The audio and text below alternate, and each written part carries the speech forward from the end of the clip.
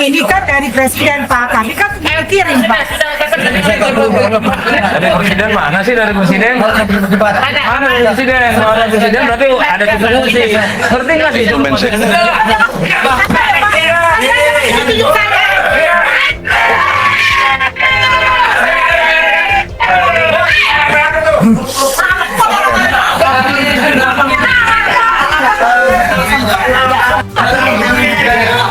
Ini mewakili presiden, tapi nggak ada surat kuasa, maka disuruh keluar.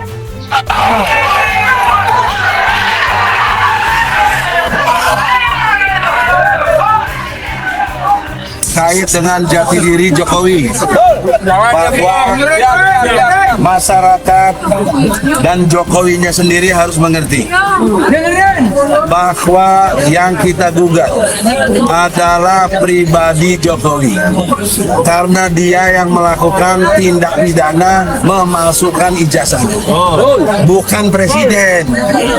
Jadi logika hukumnya Presiden Jokowi dalam hal ini sebagai pribadinya tidak bisa mengutus jaksa agung, tidak bisa mengutus atau diwakili oleh Menseknek. Itu bukan kewenangan dia kalau sebagai pribadi. Dia tadi tidak ada surat kuasanya, yang ada surat tugas, tapi dari Menseknek. Apa urusannya Menseknek?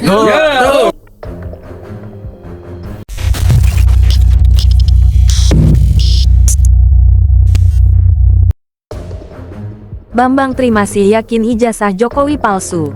RADARSOLO, ID.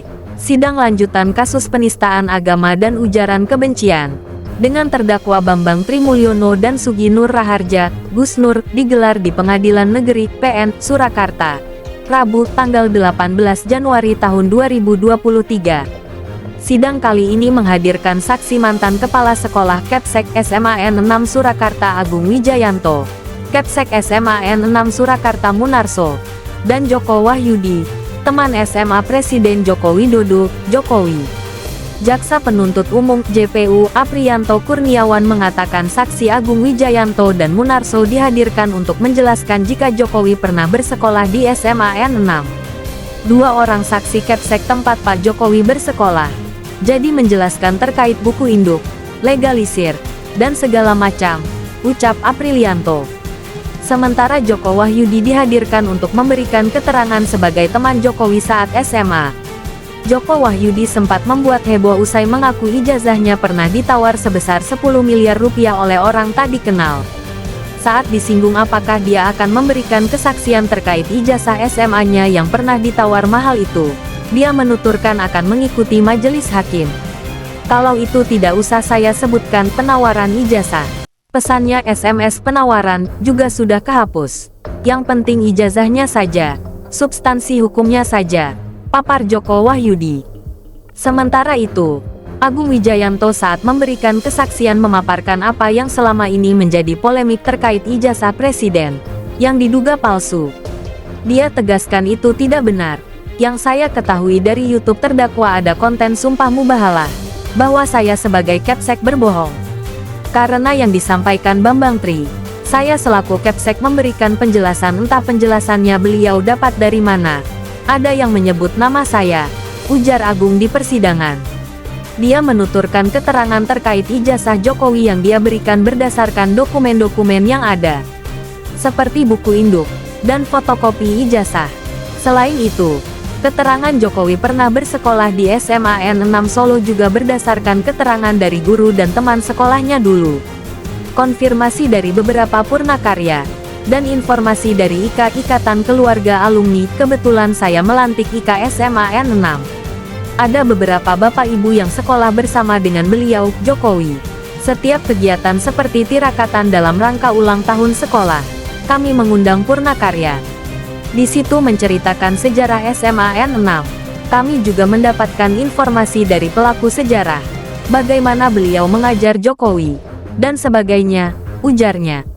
Sementara itu, terdakwa Bambang Tri mengatakan, dari keterangan saksi-saksi itu, dia malah semakin yakin jika ijazah Jokowi palsu. Tetap pada keterangan ijazah itu palsu. Saya semakin yakin dengan keterangan hari ini, terang Bambang Tri usai sidang. Bahkan, Bambang Tri akan menghadirkan saksi yang ada bukunya itu. Hal itu untuk menguatkan keterangannya jika ijazah Jokowi palsu. Insya Allah, saya janjikan saya bisa menghadirkan semua saksi dalam buku Jokowi Undercover 2 Jokowi terkait ijazah palsu. Saya janjikan, tapi belum waktunya. Mohon bersabar sedikit, terangnya.